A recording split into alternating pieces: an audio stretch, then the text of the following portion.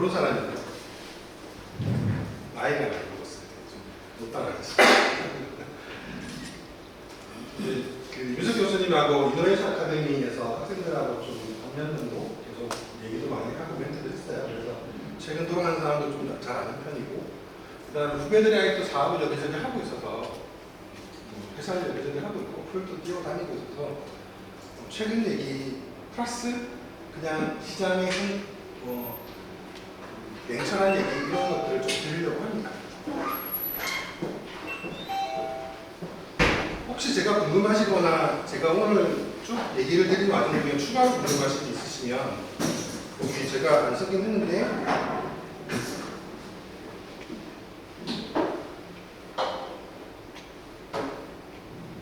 쉬워요. 보시고 뒤에 한번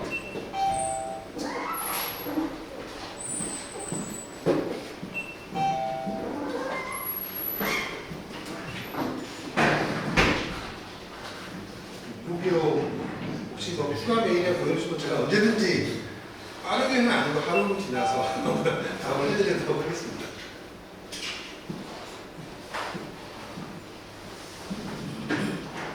오늘은 B2C 얘기를 안 하고 B2B 얘기를 좀 드리려고 해요. 실제로 막상 사쿠이아의 원산이라고 보면 제일 많은 게 이 회사는 뭐 하는 회사지? 이런 게 궁금하시잖아요. 그럼 이 회사는 내가 들어가면 어떤 일을 하게 되고 내가 이런 거 들어가면 잘 가는 거야? 못 가는 거야? 이런 게 궁금하잖아요. 그런 얘기 좀 드리려고 합니다. B2C 회사는 네이버나 카카오 같은 회사를 얘기하고요. B2B라는 회사는 삼성 SDS나 고성정보통신, 대우정보통신 이런 회사를 얘기합니다. 그리고 B2B는 카카오 오십니다. 요게 지금 뭔지 아시나요? 딱 보면 남자들은 대답할 수 있어야 되는데 대답을 해보시죠. 뭔 거 같나요? 군대 같습니다. 네, 이제 군대죠. 보시면 지휘용 장갑차하고 뭐 이런 거예요. 군에서 하는 IT 시스템입니다. 작전 뛸 때 다 전산 시스템으로 요즘 작전을 뛰거든요. 그러면 이거 누가 만들 것 같나요? 그러니까 소프트웨어 들어가고 컴퓨터 들어가잖아요. 일단 네이버가 안 만듭니다. 네이버가 안 만들고 하나 정보 시스템이 만듭니다. 하나 정보 시스템이 그러면 많이 만드나요? 이렇게 보면 1년에 1조를 벌입니다. 이런 거 해가지고. 소프트웨어 시스템은 1조를 벌죠. 저희가 보통 사람 한 사람당 우리가 그냥 좀 얘기할 때 한 명당 보통 1억 정도 생각하거든요. 회사 기준으로 이 사람이 들어와서 월급도 주고 사대보험도 보험도 하고 등등 했을 때 평균적으로 이 사람 밑으로 한 1억 정도 들어간다 이렇게 봐요. 평균적으로. 그 다음에 작게 받는 사람, 높게 받는 사람이 있으면 대충 평균 퉁쳐서 그러면 1조 벌면은 몇 명 어치의 이걸 감당하고 있을까요? 맞겠죠? 자, 이런 세상이 있다는 얘기를 드리고 싶은 거고, 이런 게 얼마큼 되냐. 실제로 그러면 내가 여기 토목과를 졸업해서 어딘가 취업하게 됐을 때 이런 사이즈가 얼마나 크고 내가 갈만한 거냐를 말씀드리려고 하는 게 오늘의 주제입니다. 이게 핵심 표시예요. 그러니까 근데 조금 분류를 나눠볼게요. 우리나라 산업 기준에서 보면 기본적으로 이렇게 4개로 나눕니다. 패키지 소프트웨어, IT 서비스, 게임 소프트웨어, 인터넷 소프트웨어. 요거는 저기 네이버, 카카오 같은 업체를 보시면 되고요. 그 다음에 게임 소프트웨어는 저기 넥슨 이런 거라고 보시면 돼요. IT 서비스가 삼성 SDS, 교성정보 시스템, 대우정보 시스템 보시면 되고요. 패키지 소프트웨어가 아이한글, 그 다음에 RG 이런 거라고 보시면 돼요. 그렇게 나눠져 있다고 보시면 되고요. 요즘에 인공지능, VR, AI 이런 것들이 인프라가 나와서 사실 이런 산업을 전반적으로 다 영향을 주고 있죠. 그래서 사실 딱 회사를 나눠서 볼 수 있냐면 그렇진 않아요. 근데 얼추 이 정도로 보면 된다고 보면 되고, 종사자 수를 볼게요. 저희가 대한민국의 종사자 수가 얼마나, 그러니까 개발자라고 한 사람이 얼마나 또 있나요? 물어보면 보통 한 35만 명 정도 있다고 합니다. 대한민국 인구수가 한 5천만 명이고 그 중에 직업을 바꿔갖고 내가 월급 일을 하거나 돈을 벌거나 하는 사람을 반절 정도 봐요. 50% 정도 봐서 2,500만 명 정도가 일을 하고 있고 그 중에 한 35만 명 정도가 IT 쪽에 종사한다고 보시면 돼요. 몇 프로냐 보면 경제활동 인구수라고 얘기하는 한 2,500만 정도의 한 1%에서 1.5% 정도가 IT 종사자다. 라고 보시면 돼요. 되게 적죠? 그 사람들이 대한민국의 저는 IT 시스템을 가르쳐줄 수 있다 이렇게 보시면 돼요. 그러니까 되게 소프트웨어 개발자가 중요한 직업이고 앞으로도 계속 뜰 수밖에 없는 직업다라는 얘기를 지금 드리고 싶어서 이거 숫자로 말씀드렸어요. 그러면 35만 명이 다 개발자냐? 그렇지 않습니다. 저기에는 사장님도 있고 그 다음에 그런 회사에서 근무하는 재무팀장도 있고 이렇게 있잖아요. 그럼 평균적으로 개발자는 몇 명이냐라고 보면 한 50%, 60% 정도 가요. 35만 명 중에 한 20만 명 정도가 개발자가 이렇게 보고 있어요. 그러면 여러분들이 졸업하셔서 어떤 회사에 직장하다로 갔다라고 하면 20만 명 정도 풀에 일원이 된다고 보시면 될 겁니다. 그 20만 명 내에 저 같은 아저씨도 있고 그 다음에 젊은 친구들도 있고 이렇게 있다고 보시면 돼요. 자, 그러면 취업한다라고 보면 선배들이 좀 많이 가고 싶다라고 하면 자, 일단 어디를 많이 가면 되냐? 일단 이쪽 인구수가 많아 보이죠? 그래서 내가 개발을 했을 때 선배를 많이 만나거나 이럴 수 있는 확률은 아무래도 이쪽이 좀 많죠. 그리고 게임 소프트웨어나 인터넷 소프트웨어는 굉장히 좋습니다. 16만 대에서는 4만이면 한 4분의 1 정도 되잖아요. 그래서 그런 쪽은 가면 고생할 수 있다. 이런 얘기 하고 싶은 거고. 근데 내 취향이 맞아서 가면 그건 괜찮죠. 그리고 이게 그냥 단수 비교이기 때문에 막상 갔는데 좋은 선임이 있을지 없을지는 그 케바케고 복불복이잖아요. 그렇다고 보시면 될 것 같아요. 그러면 내가 갔는데 회사가 돈을 잘 벌고 있어야 될 거잖아요. 그래야 나한테 월급을 많이 줄 거니까. 이렇게 보면 어느 쪽이 많이 준다? 총 생산액이 이쪽이 38조고 이쪽 17만이에요. 여기 조금 딱 하던데 돈을 많이 벌고 있는 다른 파트도 B2B 파트도 많이 벌고 있다. 이런 얘기를 드리고 싶은 거예요. 그 다음에 기업 수는 그러면 얼마나 되냐라고 보면 지금 이렇게 패키지하고 B2B 기업이 한 2.8만 정도 돼서 한 3만 개 정도 됩니다. 그에 비해서 게임 소프트웨어 업체는 2,000개밖에 안 되죠. 그 다음에 네이버 카카오 정도 되는 기업이라고 보면 제가 볼 때 몇 개 이하도 안 돼요. 보시면 되고 그래서 전국적으로 한 IT 기업 수가 한 3만 개 정도 되는데 기업 수가 절대적으로 많은 데는 PT 소프트웨어하고 IT 서비스입니다. B2B 쪽이라고 보시면 돼요.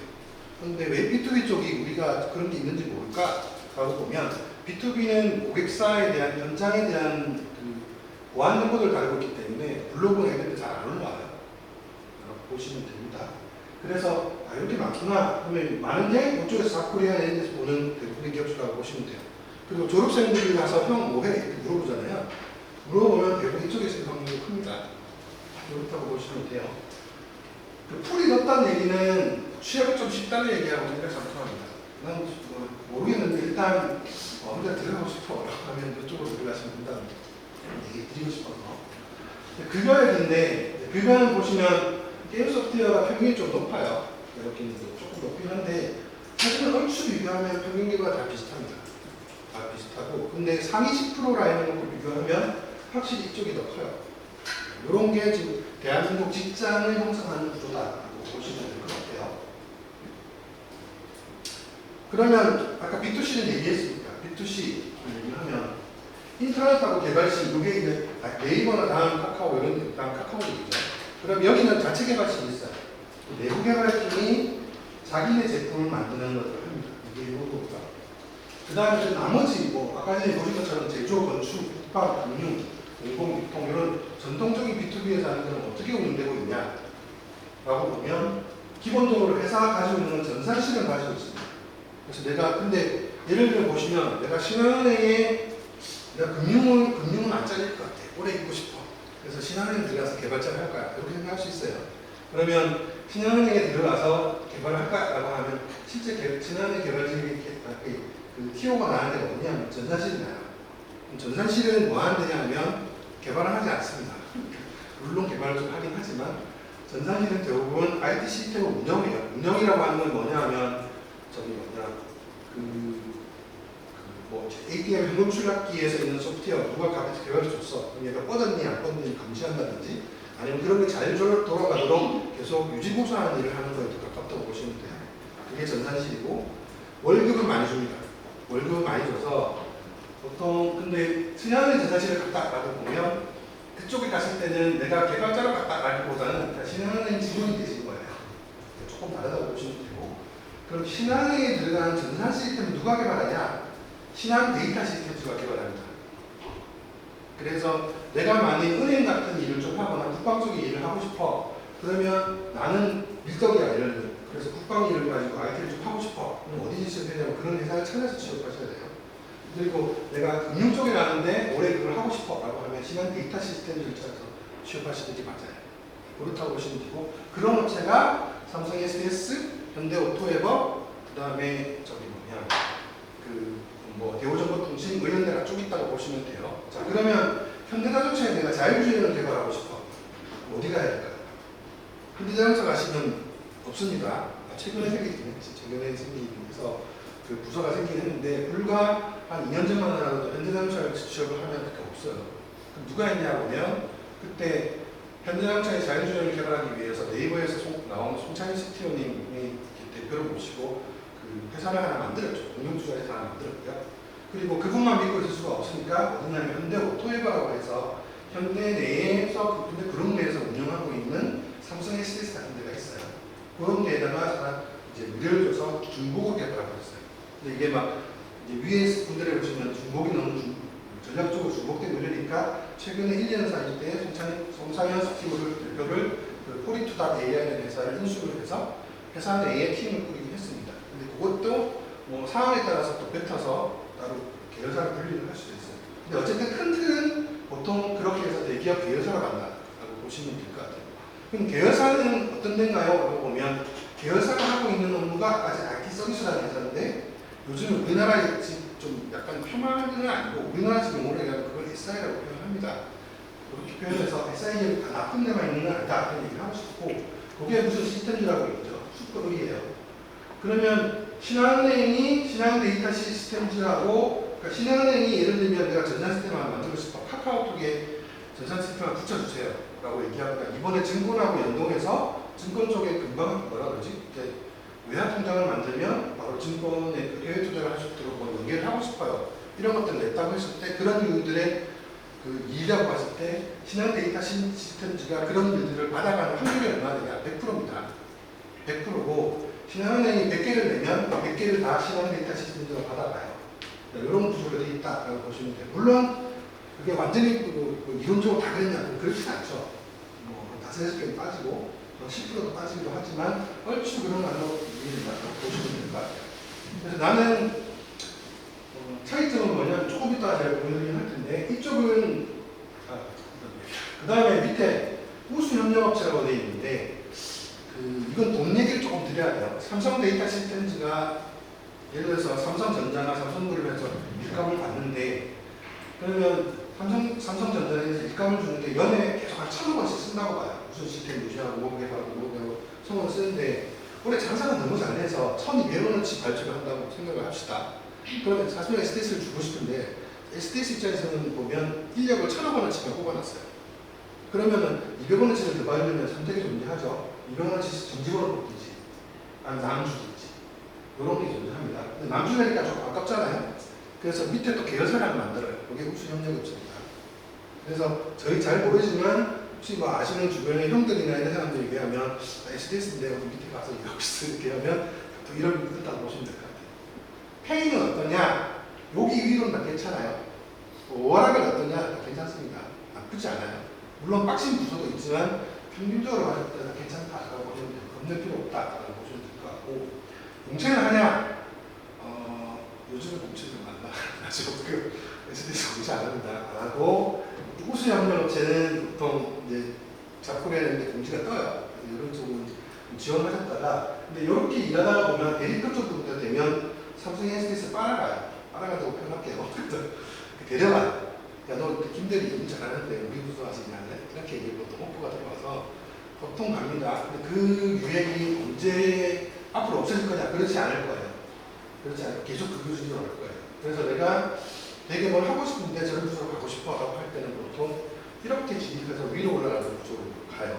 그리고 삼성 SDS의 CTO나 설계자로 있다가 삼성전자나 삼성생명 같은 데에 IT 담당 부서 임원으로 가는 케이스도 굉장히 허다합니다. 그래서 이런 B2B는 보통 이렇게 밑에서부터 접근하는 전략을 쓴다고 보시면 될 것 같아요. 이런 업체는 어떤 업체냐고 보면 솔루션 업체 같은 거 한번 볼게요.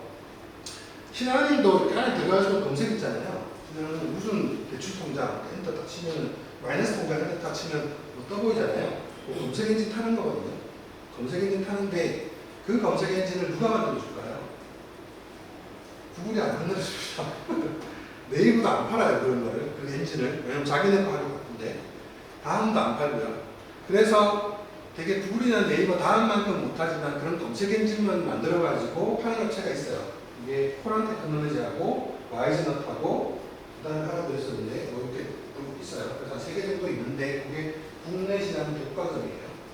독과점 하다 보니까 수익도 나쁘지 않겠죠. 뭐 그런 케이스가 있습니다. 그게 몇 군데 여러 개가 있어요.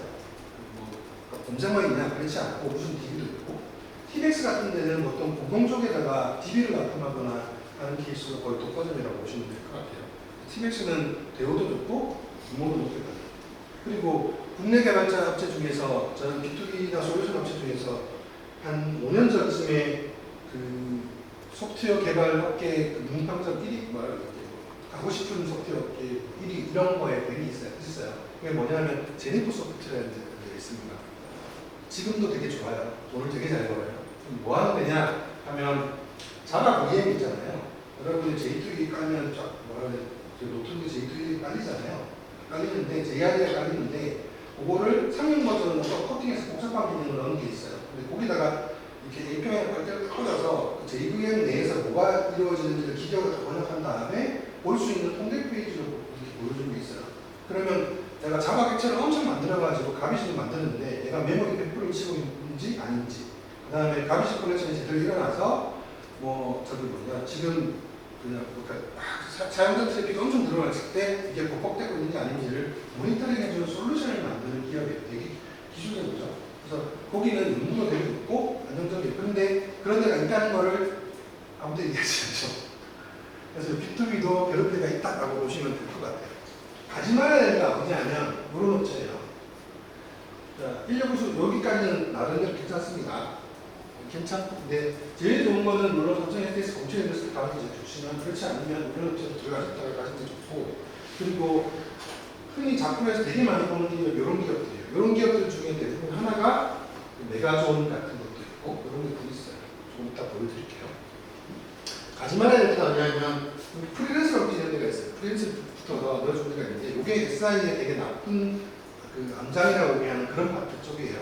근데 이제 막상 현업 가셔서 부르다 보시면 사람이 좀 잘하시는데 왜 저기가 있지 싶은 분들이 있어요. 왜냐하면 프리랜서인데 내가 좀 개발도 하고 결혼도 해야 돼서 돈을 한 1년에 한 2억 바짝 땡겨야 될 것 같아. 뭐 하시면 이렇게 하는 데 가세요. 용명을 뜻입니다. 이거 용명인데 그 용명이다 보면 빡시겠죠? 근데 신입사원이 모르고 가면은 죽을까요? 안 죽을까요? 죽습니다. 그래서 이런 데 가시면 요게 오키바키에 가면 여기 떠도는 업체 이름이 있어요. 그래서 아니 이게 그 저기 이노베이션 아카데미 있을 때 보니까 같이 되게 아끼던 멘토를 하던 후배들이 후배가 아니라 학생들이 좀 월급을 많이 준다고 가는 거야. 그러니까 자기는 취업이 못 받던 거죠. 그래서 어디 간 거야? 취업해 보니까 이런데 아니야 될까? 근데 우리 또 가지 마라 얘기하기 또 그렇고 그냥 좀 안 좋은 것 같아. 좀 있다가 아니 빨리 도망쳐 이렇게 얘기를 하고 말았거든요. 근데 아니야 될까? 한 3개월 있다가 나오겠어요.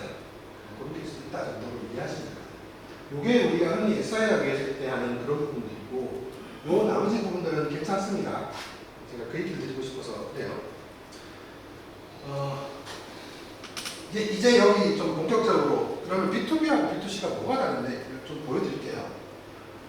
자, 맨 위에 삼성 SDS 1조 정도 벌어요. 가입자 수가 사업장 가입자는 직원 수가 됩니다. 한 10,000명 정도 있죠. 11,000명. 그죠? 그 다음에 얼마 버는지 보니까 한 5.9억 정도 5조 정도 벌어요. 5.9조 정도 벌어요. 6조 정도 벌어요. 보였죠? 근데 여기 네이버예요. 직원 수가 2020년 6,000명 정도 돼요. 근데 2022년도에 얼마 벌었냐면 8조 정도 벌었어요. 그죠? 삼성 SDS 대비 직원 수는 적으면서 돈은 더 벌었어요.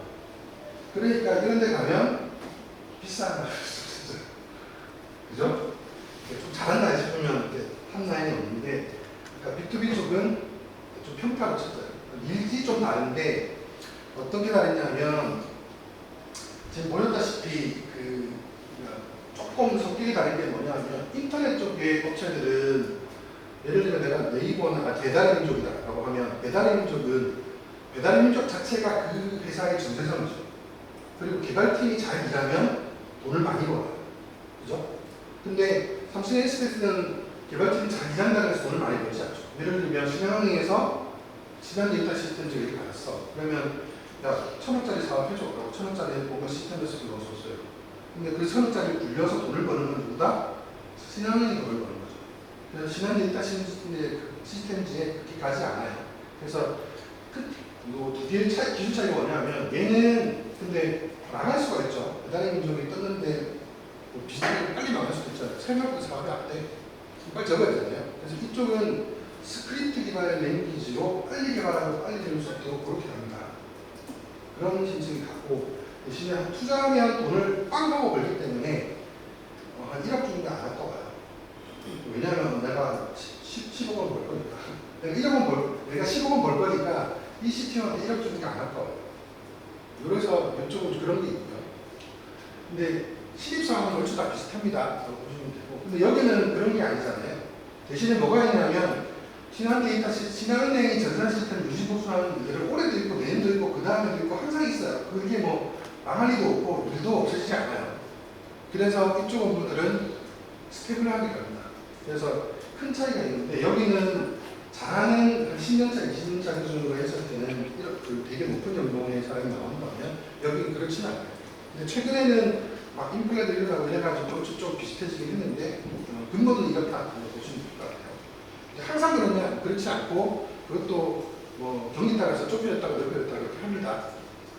보시면 될 거예요. 그래서 내가 막 새로운 거 도전하고 싶고 망해도 좋아. 망하면 좀 한 2달 놀다가 다른 데 가면 되지 하는 케이스는 이쪽.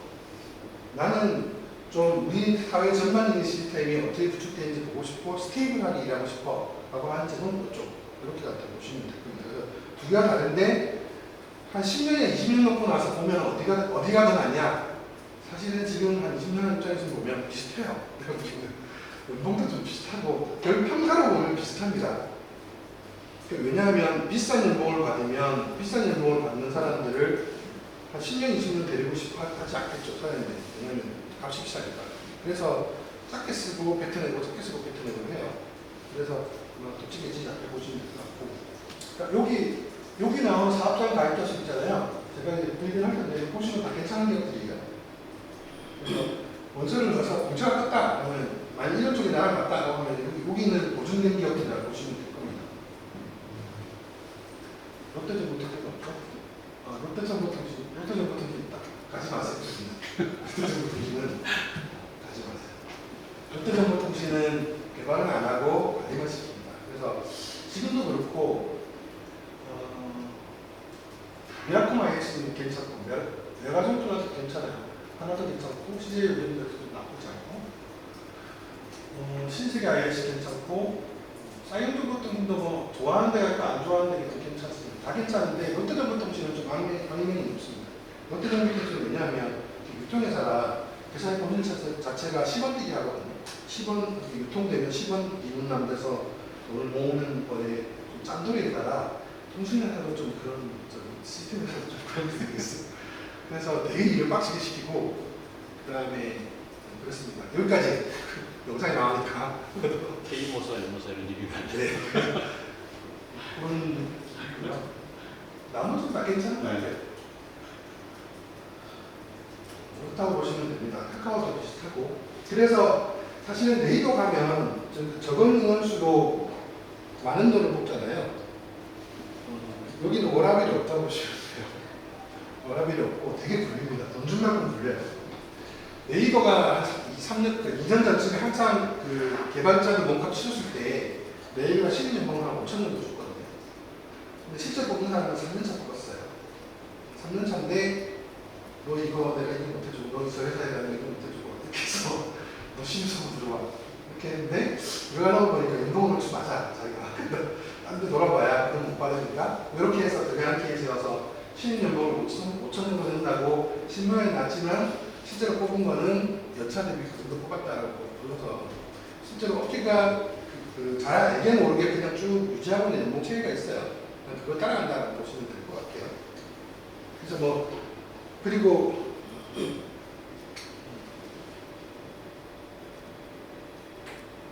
B2B 얘기를 할 때 아웃소싱 얘기를 조금 할게요. SI 얘기를 할 수밖에 없어서. 내가 신한은행이에요. 신한은행인데 신한은행의 사업의 본질은 뭐죠? 돈 빌려주고 이자돈 받는 거예요. 거기는 시스템 만드는 게 경쟁력이 아닙니다. 돈을 잘 빌려주고 돈 이자돈을 받으면 돼요. 그러면 핵폭탄이 터져서 세상이 망했어. 그러면 금융동이 사라질까요? 그렇지 않습니다. 거기도 뭐 조폭 같은 애들이 나와서 되게 돈놀이를 하겠죠. 우리대로 뜯으면서. 그러니까 되게 본업이 돈 빌려주고 돈 받는 거기 때문에 그쪽은 시스템이 잘 되지 않아도 회사는 돌아가요. 근데 시스템이 잘 되면 더 잘 되겠죠. 요즘은 그리고 너무 과학적으로 엉켜버려서 요즘 앱 없이 사업이 가능해라고 하면 요즘 그렇지는 않아요. 그러니까 앱 없이 사업은 불가능합니다. 최근에는. 근데 본질적으로 넣고 오면 그렇게 되는 거여서 내부에 돈을 잘 빌려주고 돈을 잘 수거하는 그런 팀이 그쪽 입장에서 보면 메인 작업이니까 IT는 그냥 다른 회사에 맡기는 팀으로 가는 거예요. 그래서 신한 데이터 시스템즈라고 하는 걸로 분리한다 이렇게 보시면 돼요. 군대도 마찬가지죠. 군대도 지금 IT 시스템이 없으면 사실은 뭔가 전쟁을 치르긴 뭐 하지만 본질적으로 보면 총 쏘고 대포 쏘고 하는 게 전쟁이잖아요. 그래서 본업이 전쟁 IT가 아닌 시스템들은 IT를 하나의 인프라로서 사용한다고 보시면 될 것 같아요. 그래서 그런 부분은 아웃소싱한다고 봐서 이렇게 외부 회사한테 준다고 보면 됩니다. 그런 회사가 비즈니스 인프라예요. B2B가 비즈니스 인프라라고 보시면 돼요. 그렇다고 보시면 되고 이게 전통적으로 이렇게 TV 개발하는 거라고 보시면 돼요. TV 개발하는 거 보시면 보통 스마트 TV를 LG전자가 개발한다라고 보면 다 진행을 해요. 진행을 하는데 찍어내는 것 있잖아요. 공장에서 찍어내는 것들은 자기 이제 협력업체를 씁니다. 그러면 우리가 잘 모르지만 어디 보면 네이버 쇼핑에 LG 스마트 TV랑 똑같이 생겼는데 모니터랑 똑같이 생겼는데 싸게 판다고 하는 데 있잖아요. 그런데 보면 이런 데서 나오는 거예요. 그렇다고 보시면 돼요. 물론 그래서 전략적으로 비싸고 되게 유출되면 안 되는 거는 지대 공장에서 찍어내지만 그냥 보급형 지정은 유수업체를 통해서 찍어내죠. 그런 게 아웃소싱이라고 얘기하는 겁니다. 인터넷 서비스는 배우니까 직접 개발을 해요. 그리고 아웃소싱을 하더라도 회사한테 아웃소싱을 주는 케이스는 없어요. 그러니까 무슨 회사에 들어와 우리 인증모집만 개발해도 이렇게 안 하고 프리랜서를 뽑아요. 프리랜서를 뽑아서 돈 비싸게 주고 한 석 달만 딱 쓰고 이런 것들 하니까 이런 게 다른 사람들 포탈 업체들이 하는 거고요. 이런 데는 알리하기나 아래하는 것 같은 케이스는 소스코드가 워낙 중요해요. 그래서 프리랜서 썼다가 프리랜서가 소스코드 들고 나가서 똑같은 거 만드는 게 아니잖아요. 카피터에서 나가서. 그래서 이쪽은 외주가 안 줍니다. 그래서 보통은 아까 얘기한 비즈니스 인프라, 사회 비즈니스 인프라로 얘기하는 제조, 유통 이런 것들 있는 게 B2B 사업이라고 보시면 돼요. 요즘 상황이 많이 좋아져서 조금 얘기할게요. 그러면 선배들과 나중에 명함을 받아봐요. 명함이 멋있어. 영어로 막 써있고. 이게 어떤 회사냐? 이런 회사의 가능성이 큽니다. SI 회사들은, IT 서비스 하는 회사들은 사람 두당 한 달에 들어갔으니까 약간 2당 얼마씩 이렇게 받아요. 건설처럼. 그러니까 고급 개발자가 한 달에 1,000만 원을 주는 개발자들을 너한테 써서 너의 서비스를 개발하게 했으니 나한테 1,200만 원 줘야지. 이렇게 해서 영화를 떼먹고 1,000만 원은 개발자한테 주고 이런 것들을 합니다. 그런 업체라서 직함이 많이 남은 데 있어도 좋아요. 뭐 하나 개발해야 돼. 이거 프론트엔드 개발하시는데 CSS는 퍼블리셔 따로 필요하고요. 그럼 여기 페이지가 한 200페이지 있어서 아키텍트가 프론트엔드 쪽만 가지고 아키텍트 하시는 분들 필요해요. 이렇게 얘기해요. 그게 프론트엔드 아키텍트라는 그런 직함을 써요. 좀 멋있잖아요. 근데 스타트업을 보면 개발자가 나옵니다. 그래서 명함을 발출해요. 디벨로퍼. 여기서 앉으면 소프트웨어 엔지니어. 끝. 그래서 혹하지 마라. 내가 이쪽을 개발하고 있는데 직함이 멋있어서 좋아해서 들어야 될 것 같아요. 이거는 차고입니다. 라고 보시면 될 것 같아요.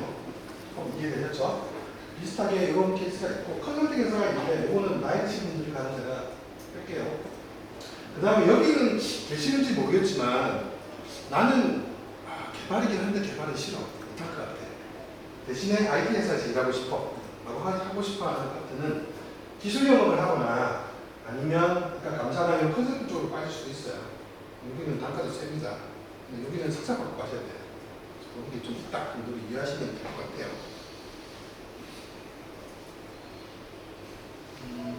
그 다음에 좀 본 게 어떤 직무가 있을까 봤는데 사실은 직무는 되게 다양합니다. 다양한데 제가 얘기드리고 싶은 건 뭐냐면 대부분의 직무가 있는 게 뭐냐면 컴퓨터 정보 시스템 운영 및 지원이라고 얘기하는 전산실입니다.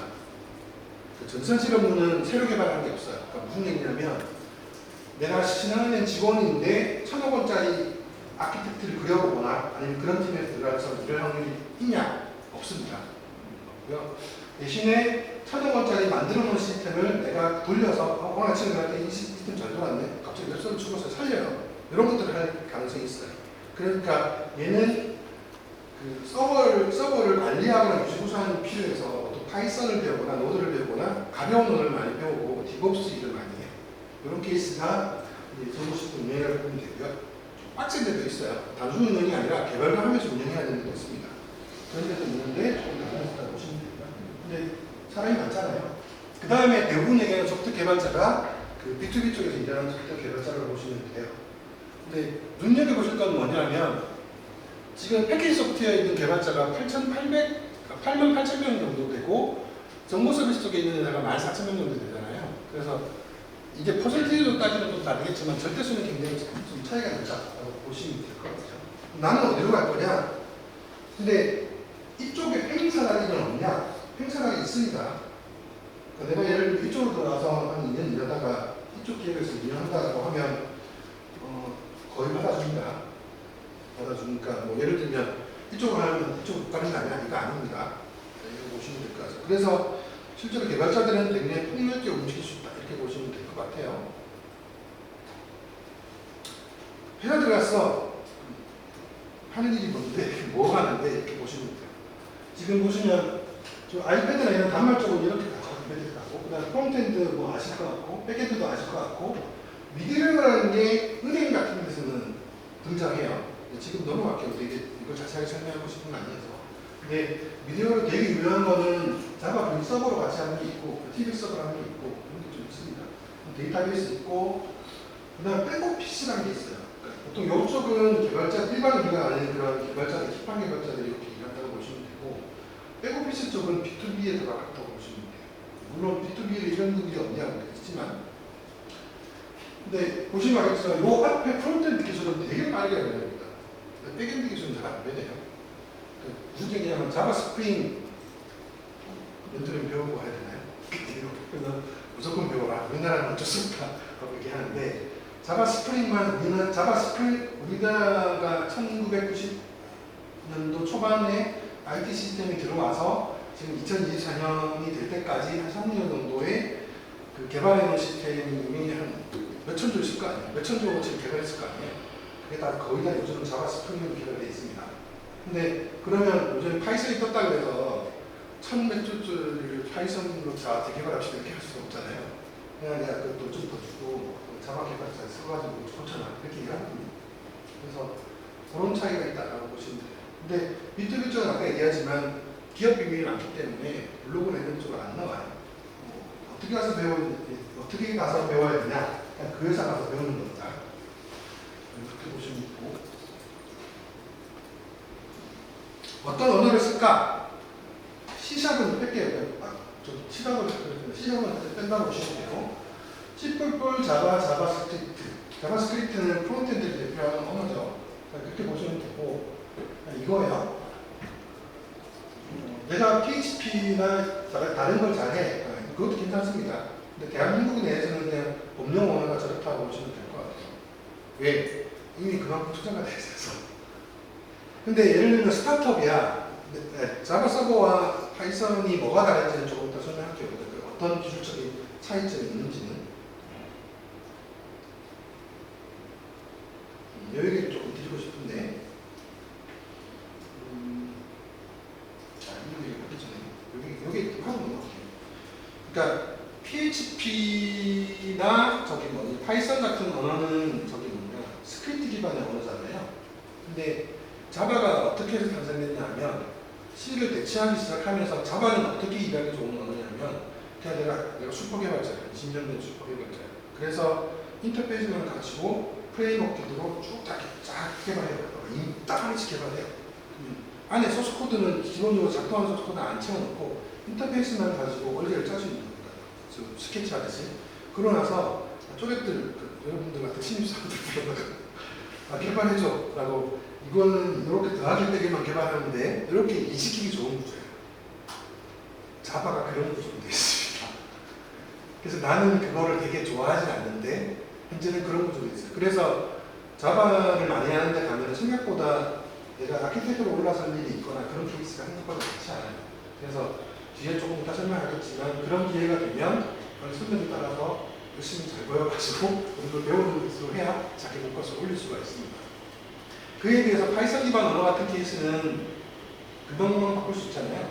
그러니까 예를 들어 이런 11번가인데 아니 11번가 아니라 11번가야 11번가인데 이번에 여름철이어서 여름철 무광 수강용 떼어가지고 3만 명 팔고 땡치고 싶어요. 이벤트 페이지 만들어. 자바는 어떻게 만들어야 되냐면 자바 HTML 작업을 다 한 다음에 자바 내에 넣고 자바 자체를 통 컴파일을 해야 돼요. 바이너리 기반. 통 컴파일을 할 때 파라미터가 이상하게 나오거나 이러면 되게 복잡하게 되거든요. 그래서 통 컴파일 한번 내렸다가 다시 올려서 서버에 반영하려고 하면 반영 프로세스가 길어요. 왜냐하면 그 중간에서 제대로 반영하는지 보려고 하면 이렇게 누가 다 까봐야 되잖아요. 그래서 못 고쳤는데 이게 아니죠. 다 봐야 돼? 다 보거든요. 근데 파이썬은 파일 하나만 싹 주면 되죠. 그 다음 라인 2개만 넣으면 됩니다. 이게 차이가 있는 거예요. 그래서 스타트업 쪽에 빨리 바꿔야 되고 시장 반응을 빨리 보여야 되는 파트들은 파이썬이나 로드로 가는 거고요. 그렇지 않고 바꾸면 안 되는 파트들은 자바 서버로 갑니다. 대표적인 게 처음에 그 파이썬도 뜨지만 고전에 한참 인기가 게 루비 온 레일즈라고 있거든요. 그 루비 온 레일즈가 2003년도에 되게 끌었는데 그래서 페이스북하고 인스타그램이 옛날에는 PHP하고 저기 뭐냐 그 루비 온 레일즈 개발돼 있었어요. 2015년도 정도에 저기 뭐냐 인스타그램이 백엔드를 다 자바 서버로 업그레이드하는 걸 했어요. 그래서 같은 기능들을 다 갈아놓는 걸 했습니다. 그게 언어적 차이 때문에 생기는 거예요. 그리고 당근마켓도 저희 2021년도 사이에 그러니까 당근마켓 성장할 때 쓰는 건 다 루비 온 레일즈를 했어요. 루비 온 레일즈도 보면 함수만 불렀으면 페이지가 쭉 다 만들어져요. 깜짝하게 만들어집니다. 그렇게 되어 있는 것들로 개발이 됐었는데 이제 자꾸 뻗어요. 이렇게 좀 뻗고 에러 추적이 잘 안 되니까 자바 서버로 만든다고 해서 2015년도에 루비 온 레일즈로 이를 자바 서버로 마이그레이션하는 작업을 이렇게 했습니다. 그래서 지금 저기 뭐냐 어느 순간 보면 당근마켓에 커뮤니티 기능이 생겼죠. 그리고 쇼핑몰도 갑자기 당근마켓 지갑 붙었잖아요. 그런 케이스가 자바 서버로 자바 스프링으로 마이그레이션 되면서 늘어나는 거예요. 근데 그게 언어적인 바이너리 언어의 특성 때문에 생겼다고 보시면 될 것 같아요. 이런 게 있는데 조금 더 깊은 얘기는 안 하고 넘어갑니다. 그래서 핵심적인 얘기는 어쨌든 분명히 얘기를 하다라고 보시면 될 것 같아요. 그러면 개발자가 언어 하나만 하냐? 요즘 졸업한 친구들은 한 3-4개씩 합니다. 그래서 4개 하는데 힙합만 하시면 돼요. 자바스크립트 하나 하시고 PHP나 파이썬, PHP는 하지 마시고 그다음에 파이썬 하시고 그다음에 노드 같은 거 하시면 될 것 같고 C는 해야 되냐? 일단 C를 해야 돼. 일단 컴퓨터 기초를 만드는 C는 반드시 필요하죠. 근데 지금 학교 다닐 때 배우는 C하고 회사 가서 배우는 C하고는 다릅니다. 쓰는 C하고는 다릅니다. 모던 C라고 해서 되게 힙한 걸 많이 써요. 그렇게 쓰는 건데 C를 쓸 일이 있냐? 많습니다. 아쉽게도 많습니다. 왜냐하면 아직도 링스 서버가 들어가서 서버에 메시지 같은 걸 짜려고 보면 C로 짜야 되는 케이스가 꽤 돼요. 그래서 C는 지금 쓰는 RCC나 기초 C 정도만 하면 되는데 쓸 일은 없다 정도로 이해하시면 되고요. 안 지워버리는 정도면 된다. 라고 보시면 될 것 같아요. 그 다음에 한 10년 차가 됐어. 내가 어떻게 성장할지 알아야 돼요. 내가 그냥 자바나 열심히 개발하고 있는데 저 옆에 선배님들이 뭐 하고 이렇게 왔다 갔다 해. 그러면 누구세요? 이렇게 얘기하시면 안 되잖아요. 도대체 제가 뭐 하고 있는 건가? 알아야 되는데 이런 걸 하고 있습니다. 플리즈링 개발이 있고 모델링 개발이 이제 저기 아키텍트인데 요즘은 개발하다가 아키텍트 넘어가는 게 생각보다 흔치 않아요. 흔치 않아서 어떻게 하면 되냐면 그냥 일 잘하고 싹싹하게 있다 보면 선배들이 뽑아갑니다. 그리고 예를 들어 내가 어떤 회사에 들어갔는데 이번에 무슨 이런 프로젝트 해. 그럼 같이 하시라고 했을 때 자기가 손들 상황이 되면 손을 드세요.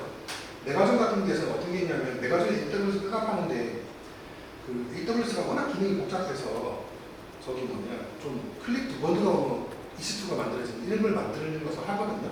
그 다음에 비용 계산되면 자동 비용 계산되는 프로그램 만들어서 메가존이 AWS 그 고객들한테 추가로 제공해줘요. 이런 걸 만드는 걸 하는데 그래서 내부 프로젝트들이 생겼다 없었다 생겼다 없었다 해요. 그러니까 그런 거 생기면 너무 무관심하게 있지 말고 내가 좀 버전업이나 성장하는 데 도움이 되나라고 생각하시면 손들어서 분위기상 내부 프로젝트를 많이 하시는 걸 추천드립니다. 그게 하면서 모델링을 해요. 그 다음에 서버 엔지니어링하고 시스템 엔지니어링, 네트워크 개론들이 좀 있는데 이거 좀 얘기 드리고 싶은 게 뭐냐면 우리가 그 2003년도 4년도만 하더라도 실리콘밸리에서 명함을 낼 때 소프트웨어 디벨로퍼라고 명함을 썼어요. 그쪽에서도. 근데 2005년도, 6년도 넘어가고 2010년도 조금 넘어가기 전에 시작하면서 시니어들이 소프트웨어 엔지니어라고 자기 명함을 바꾸기 시작했어요. 그러니까 엔지니어하고 소프트웨어 디벨로퍼하고 뭐가 차이나냐? 사실은 광의에 들어보면 그냥 같은 언어인데 그냥 약간 미묘한 그런 거 보면 디벨로퍼는 단순 개발하는 사람을 말하고 엔지니어라고 하면 그게 서버에 얹어가지고 전체적으로 동작하는 걸 같이 받는 사람을 얘기해요. 약간 시니어로 올라간다고 보시면 되죠. 근데 그런 일들이 책이 있거나 아니면 누군가 잘 정리된 부사가 있냐는 없어요. 없어서 얘는 가르쳐주는 것도 없어서 현업을 돌아다니면서 그런 사람들 밑에서 주저들어서 배워야 됩니다. 이런 분들이 그래서 SNS 활동을 우리 나이 들었을 때 좀 많이 하는 게 이런 블로그가 되게 파편화되어 있어요. 네이버에 뭐라 그러지? 네이버가 이번에 무슨 대용량 처리하는 방법. 근데 스타트업을 한 10년 하시면 대용량 처리할 정도로 회사가 크지 않아요. 3년 하다가 하고 3년 하다가 하고 이럽니다. 그래서 스타트업만 오래 하시는 분들은 실제 연차가 3년 차에 그치는 것도 되게 많아요. 기술 수준이. 그러니까 대용량 할 기회가 없잖아요. 그래서 저 같은 케이스는 그래서 저도 그래서 되게 애매해서 일부러 SI를 하러 KT를 들어갔어요. 그래서 여러분들 KT폰을 쓰고 있거나 ST폰을 쓰고 있으면 아직도 제가 개발한 서버에 어디가 통해서 트래픽이 나와요. 이게 되게 밑에 인프라를 쓰고 있어. 근데 제가 스타트업 하면서 했던 프로그램이 만들었던 게 있는데 그거는 회사만 하면서 다 사라졌어요. 개발자로서 어떤 자부심이 있냐면 SI 할 때 만드는 게 좀 되는데 할 때 야 KT 만든 거는 내가 만든 거 다 이렇게 하면 좀 있어 보이잖아요. 이런 게 조금 있습니다. 그래서 그냥 케바케다라고 보시면 될 것 같아요. 제가 이거 얘기 드리고 싶었던 게 B2C하고 B2B를 좀 하고 싶어서 이렇게 한 거예요. 요즘은 공정 자동화하러 갑니다. 공정 자동화하러 가면 대표적으로 이런 걸 알려드릴게요. 지금 하이닉스 반도체에 들어가는 스마트 공장을 내가 하고 싶어요. 그러면은 어디를 가야 되냐면 SK CNC를 가셔야 돼요. SK CNC를 가면 SK 하이닉스에 들어가는 전자 시스템을 다 만들어서 넣어줘요. 그럼 컨베이어 벨트를 이렇게 해서 웨이퍼 뜨고 뭐 이게 나올 거 아니에요. 그럼 나오면 거기에서 나오는 데이터가 다 빅데이터로 담깁니다. 근데 불과 5년 전만 하더라도 그 데이터가 초당 센서가 한 1000개씩 들어가 있어요. 1000개가 두둑하고 뭔가 센서를 남길 거 아니에요. 그러면 그 데이터를 다 수집해서 모아서 DB 서버 안에 표를 넣는 그런 기술이 없었어요. 그래서 그때 어디 쓰냐면 메모리DB라고 하는 RTBS를 쓰고 초에 들어온 거 두 개만 쳐져 있어요. 나머지 저렇게 몰라. 두 개에 한 개씩만 쳐져 있어요. 그렇게 처리하는 게 한 5년 전이라고 보시면 되고 지금은 빅데이터 기술이 발전했죠. 하드도 있고 뭐 있어서 각각까지 모여서 이걸 다 밑에서 받아가지고 들어가다가 해요. 분석을 하는데 어디다 쓰냐? 지금 반도체는 그 불량이 나기 시작하면 얘 뭐라 그러지? 그러니까 수율이 떨어져요. 수율이 떨어진다는 게 돈이 떨어진다는 게 똑같아요. 그래서 그 AI 반도체나 이런 쪽을 할 때 그 데이터를 어떻게 분석하냐가 되게 중요합니다. 근데 그런 게 있잖아요. 갑자기 이렇게 펴졌을 때 트리치가 탁 튀어. 근데 사실은 우리가 잘 되고 있는지 안 되는지 알고 하면 트리치를 캐치하는 게 되게 중요하거든요. 근데 우리 통계학은 어떻게 얘기해요? 트리치 뭉개버리고 평균을 내라고 얘기하잖아요. 근데 그래서 시스템을 평균을 내는 걸 짜면은 그 회사한테 맞지 않죠. AI 반도체 만들더라도 그러니까 맞지 않죠. 그래서 근데 아쉽게도 지금 반도체의 하드웨어 제조 공정은 다 자동화되어 있어요. 소프트웨어 개발자가 들어갈 필요도 없어요. 그러면 거기서 빅데이터 뽑아가지고 분석하는 거는 소프트웨어 개발자가 해야 됩니다. 그래서 요즘에 뭐 이건 정부로 얘기하는 게 아니라 초급차 패키지 얘기를 하거나 AI 반도체 얘기를 할 때 그 빅데이터 기술을 분석하는 것들을 되게 그 개발자나 엔지니어를 되게 높게 쳐줘요. 돈도 비싸게 주고. 그 비싼 시간이 어디 있냐면 SK CNC에 있어요. 라고 보시면 될 겁니다. 그래서 이쪽은 뭐냐면 업무 구조화 있는 게 되게 중요해요. 통과하고 딱 보고 야 이렇게 구조화 되면 안 되지. 알고리즘을 그리거나 그런 케이스에서 그 사람이 되게 중요하고요. 그렇지 않고 인터넷 쇼핑몰에 있거나 이런 케이스는 그냥 다 뒤집어 그거 딱 차를 타면 음악이 흘러야지. 그렇게 되면 딱 내가 음악을 듣고 내가 차를 타는 순간 차 스피커에서 나와야 돼. 야, 그 프로토콜 어떻게 바꾸지? 그 다음에 올 때 그럼 얘하고 서버를 어디서 고쳐보는 거야? 뭐 이런 것들 얘기할 때 이렇게 고쳐봐서 그렇게밖에 안 돼요. 그러면 야 그렇게 되면 흑기잖아. 다 갈아엎어. 새로 서버 만들어. 이렇게 얘기할 수 있는 게 혁신성이죠. 그래서 조금 달라요. 전환점도. 그 사람의 성격 따라간다고 보시면 돼요. 그 다음에 IT나 클라우드 같은 케이스는 어떤 거냐면 클라우드 보고 있으면 답답해요. 비트 세야 돼. 이 비트, 야 이거 던져봐. 이 비트 샜는데 너 어디서 했지? 신호도 네가 잘못 짰잖아. 거기서 계산해봐. 쉬프트 몇 버튼 날려. 이런 거 해요. 그러니까 사람이 쪼잔한 거잖아. 쪼잔한데 그런 거 보는 거 좋아하는 사람이 있어요. 덜 건드리지 마세요. 그렇게 보니까. 이런 데 가는 거예요. 내가전 클라우드 이런 데 가는 거예요. 그러니까 인터넷 서비스 바꿔는 기술 순발력이 중요해요. 포탈. 저기 뭐지 내일 모레 이벤트 해야 되는데 웹페이지 만들어주세요. 그러면 하도 코딩을 써야 돼요. 뭐 내가 구조화시키고 추상화 이거 하면 안 됩니다. 내일 모레 하는데 무슨 구조화를 시켜. 그럼 언제까지 할 건데? 쓰고 버릴 거야. 이렇게 하면 알았어. 후딱후딱 해서 그냥 쓰고 버리는 거 같아요. 순발력입니다. 그래서 산업별로 좀 달라요. 제가 이 얘기 드리는 게 뒤에 얘기를 봐요. 그래서 만렙은 저쪽으로 가는데 사실 만렙으로 가지 않습니다. 제가 20년은 했지만 우리 보면 다들 21년대 IC 도장 자기 성격대로 살아요. 뭐 만렙이라 해서 다 만렙은 아니다. 보시면 될 것 같고 제가 이 얘기를 꼭 드리고 싶은 게 뭐냐면 신입사원 때 저희는 나한테 들어올 때 분명히 수능 점수가 나갔어.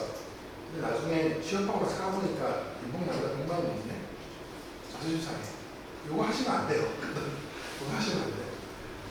그래서 내가 회사를 옮겼는데 생각보다 이렇게 나랑 맞지 않는 회사를 맞을 가능성이 크잖아요. 이거 아닙니다. 제가 본인도 아시겠지만 사람이 버전업대로 개발자로 성장하는 것은 녹색 곡선을 따라가요. 자, 이 점선 곡선은 어떤 곡선이죠? 로또 곡선이에요. 개발자 인생에 이런 곡선은 없습니다. 내가 꾸준히 노력해야 되고 그 다음에 좋은 회사 들어가서 자기 실력을 계속 보여줘야 되고 이러면서 성장하는 거예요. 그러니까 이때 뭐 100만 원 넘고 200만 원 넘고 중요하지 않아요. A급 정도 되면 그냥 다 비싸게 살아요. 그 다음에 이런 건 어떤 케이스? 빨간 케이스? 여기 꽤 있습니다. 개발자들 중에서 나다다다고 계속 까칠하게 하다가 어느 순간 되면 아무도 안 불려요. 왜냐하면 같이 일을 시켜보니까 아무도 보조를 못 맞춰주는 거죠. 그런 케이스 있습니다. 근데 물론 그런 사람들이 이런 데 가면 괜찮아요. 왜냐면 아무도 못 맞춰서 혼자 일할 때고 누구 스킨십이나 커뮤니케이션 능력 없어도 되니까 자기 개발할 때 똑바로 하면 되거든요.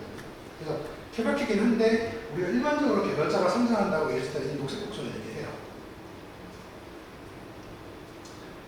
그래서 이 얘기를 하고 싶었어요. 내가. 자, 눈여겨봐야 될 게 뭐냐면 이거예요. 이게 뭐야? 시스템이 없고 주도국을 시키면서. 제 입중에는 이 개발자도 비슷합니다. 그 입사 후 후회하시나요? 60%가 후회한다고 얘기하죠. 진짜 거짓말 아니에요. 그 왜 후회하나 이러면 뭐 시스템이 없고 다 주도국을 하고 선생님이 뭐 하시는지 모르겠어요.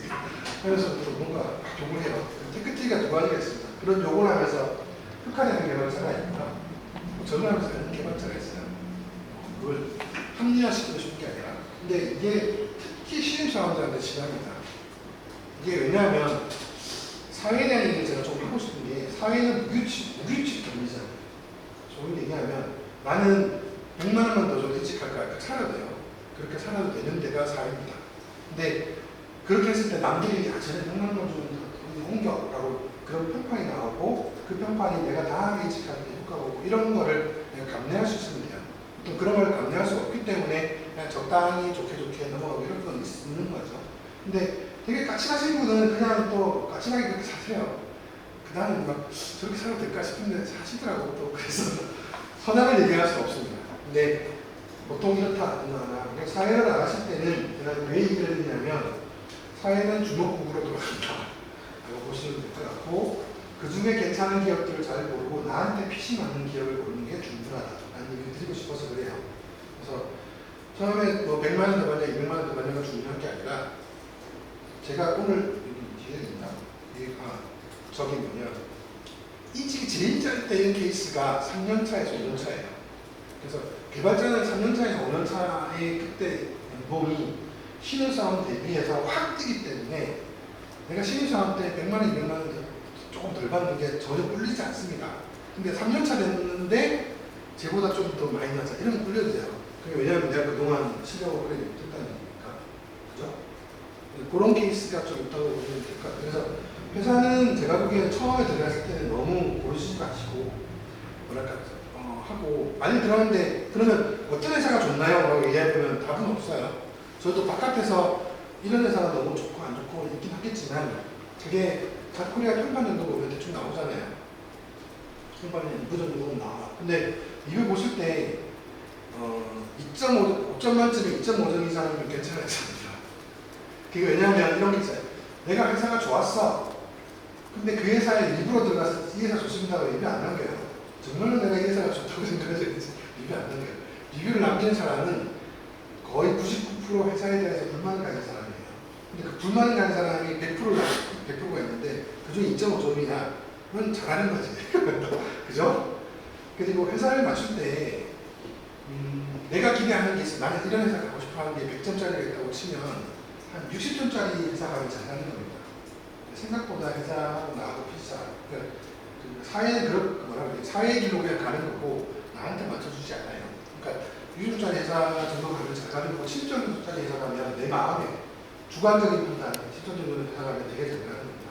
그리고 가셔서 내 핏에 맞는 회사나 그런 것들 찾으시면 돼요.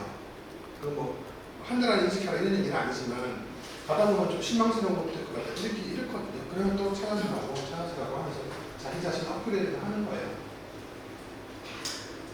마지막으로 제 얘기를 좀 하면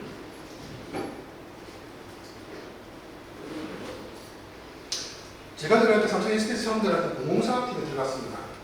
인식사업팀이 처음에 들어가는 인식사업팀이었어요.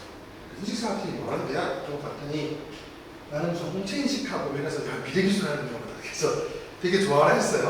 근데 아직은 오시안 하는데 바코드 아니고 OMR 카드 인식하는 거예요. 너무 없어 보이잖아. 그래서 갑자기 자존감이 싹 하겠어요. 근데 갑자기 그 회사가 없어지고 공공 SI 파트로 제가 재발령을 받았거든요. 그래서 들어간 게 처음에는 자동차 정말 면허 시험 여기 자동차 면허 갖고 계신 분 거기 전화 시스템을 저희가 만들었어요. 거기가 삐 하잖아요. 그래서 합격이 나오는 게 저희가 만든 시스템이에요. 그때 좀 자부심이 있죠. 물론 그 이후에도 계속 업그레이드는 됐습니다. 지금 그래서 5년은 남아있었지만 그리고 가스공사 들어가서 여러분들은 잘 모르겠지만 가스 요금 계산하고 가스 이렇게 해외에서 실어와서 그 다음에 전국으로 가스만 뿌리는 거 있잖아요. 거기 뒤에 전화시민이 다 들어가는데 그걸 했어요. 돈이 비싸주게 했는데 그 다음에 교도소 그렇게 그래서 제가 교도소에 들어가서 좀 먹었어요. 그래서 좀 공공을 하다 보니까 공공이 좀 그런 게 공공이 생각보다 약간 경직돼 있어요. 나도 식당 가고 싶어. 그래서 나옵니다. 나와서 그때 벤처거품 항상 집단을 쓸 때 그때 뭐 만들었냐면 VR 기반의 여행 서비스 만들었어요. 그러니까 VR 지금 구글 스트리트 가지고나 구글 스트리트를 가지고 여러분들이 괌을 갈 수 있잖아요. 랜선 여행 하면 되잖아요. 그게 옛날에 그게 안 됐었어요. 그걸 했었어요. 잘 됐으면 아마 돈을 많이 벌었겠죠. 그래서 근데 그게 잘 돼서 지금으로 치면 구글이죠. 라이코스 월드에 필리핀에서 사장님이 좀 젊으셔가지고 그런 걸 감각이 없었어요. 그래서 망했습니다. 근데 그때 경험은 되게 좋았어요. 내가 내가 만든 게 글로벌 포인트다. 거의 끝났으니까 클라스 한번 나가시면 됩니다. 그 다음에 간 게 은행을 했어요. 거기 망하고 나서 금융권에 가가지고 은행을 했는데 은행은 신한은행, 뭐저 국민은행 이런 쪽이 다 경쟁사예요. 그래서 걔네들 시스템을 뭐라고 그러냐면 야구거든요.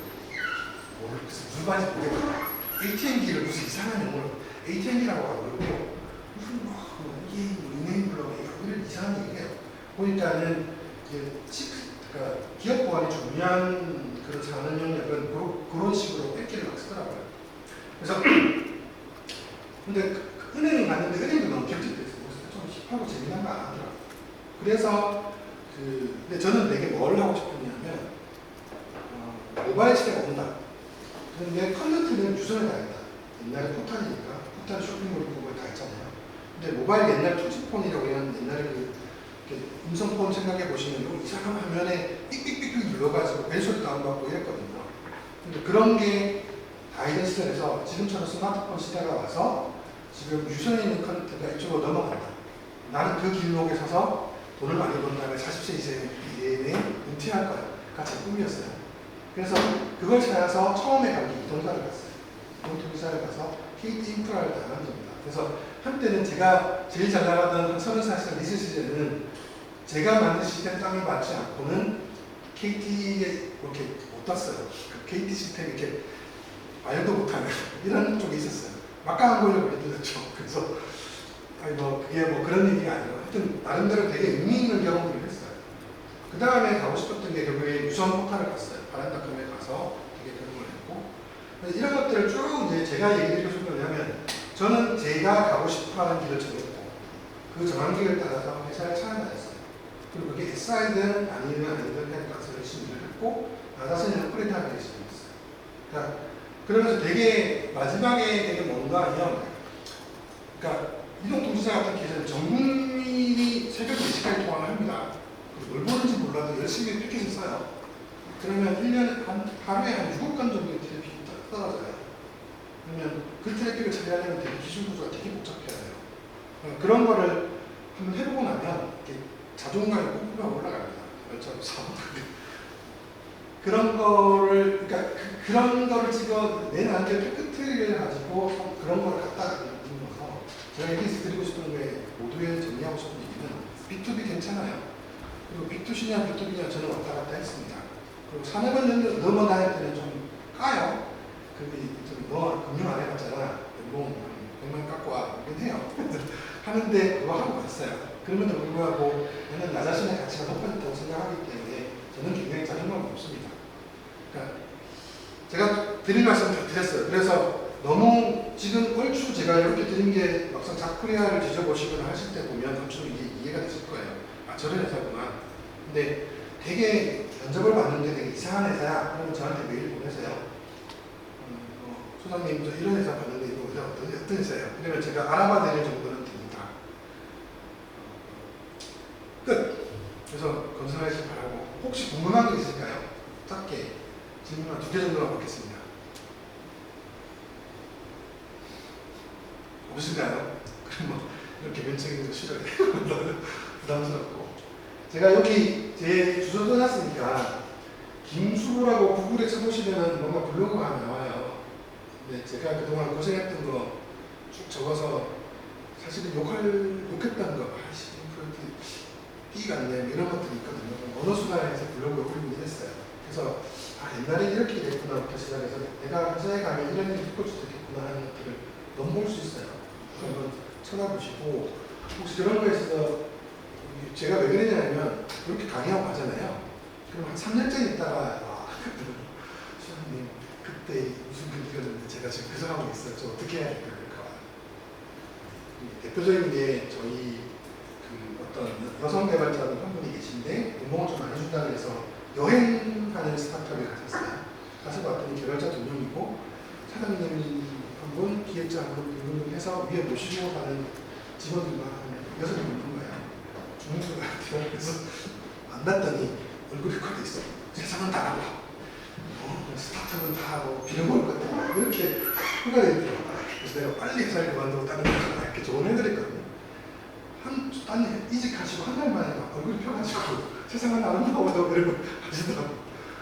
그런 거 보내셔도 됩니다. 파이팅 하시고 이상입니다. 유튜브도 없으시죠? 이런 거 좀 마치겠습니다. 고생하셨습니다.